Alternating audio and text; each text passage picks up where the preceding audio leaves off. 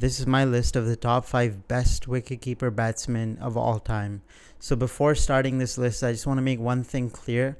I'm looking at both the skills in terms of keeping as well as in terms of batting, not just glovesmen. This isn't the list of the top 5 wicket keepers of all time. This is the list of the top 5 wicketkeeper batsmen of all time. So people like Godfrey Evans, Alan Knott, Wasim Bari, Ian Healy, these types of people will not be on the list because while they were amazing glovesmen, they weren't exactly as good batsmen as the people I'm about to mention, because batting at that time wasn't really a requirement for wicketkeepers.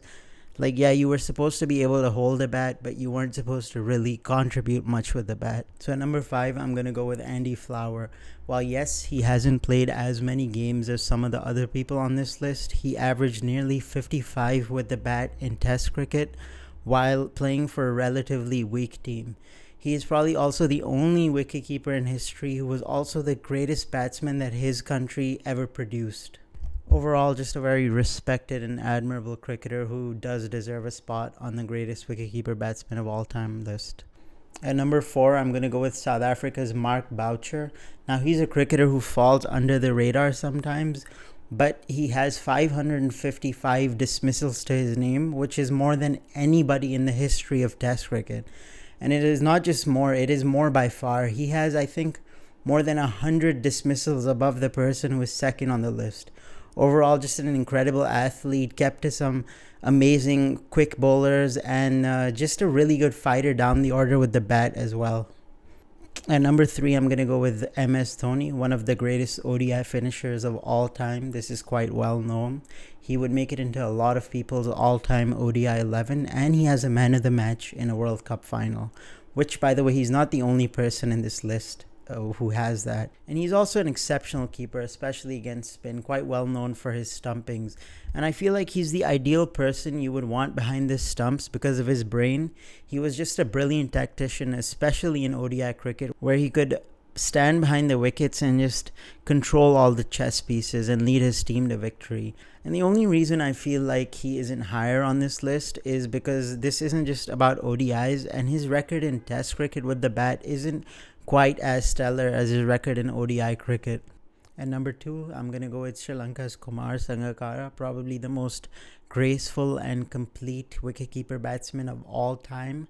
He had scored a ton of runs in every format of the game, and he actually retired, I feel, when he was at his peak with the bat, which is quite rare to see.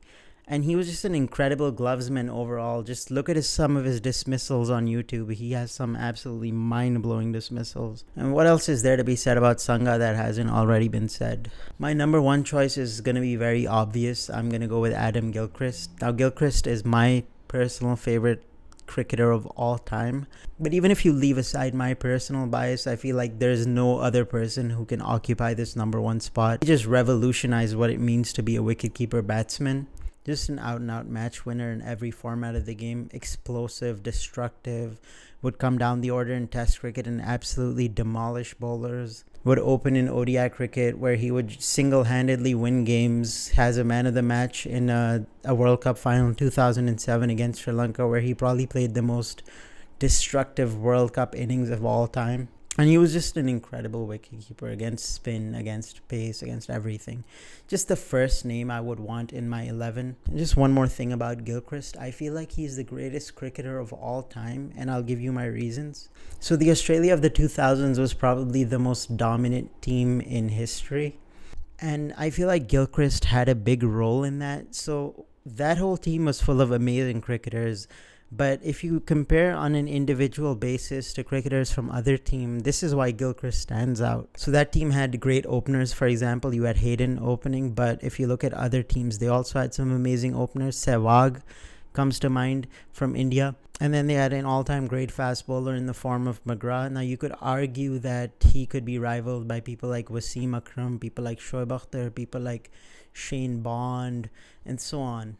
And then the greatest spinner they had in Warren, but there's an argument to be made that Sri Lanka's Muralidharan was equally good, if not better. I disagree with that, but people could argue that. But then you had Gilchrist. Now, no other team had a wicket-keeper batsman nearly even half as good as Gilchrist.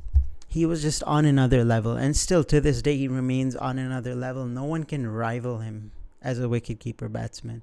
And that's why I feel that Adam Gilchrist is not only the greatest wicketkeeper batsman of all time, but possibly the greatest cricketer of all time. Well, that's my top 5 greatest wicketkeepers. Do you agree? Do you disagree? Let me know your thoughts in the comments, and I will see you next time.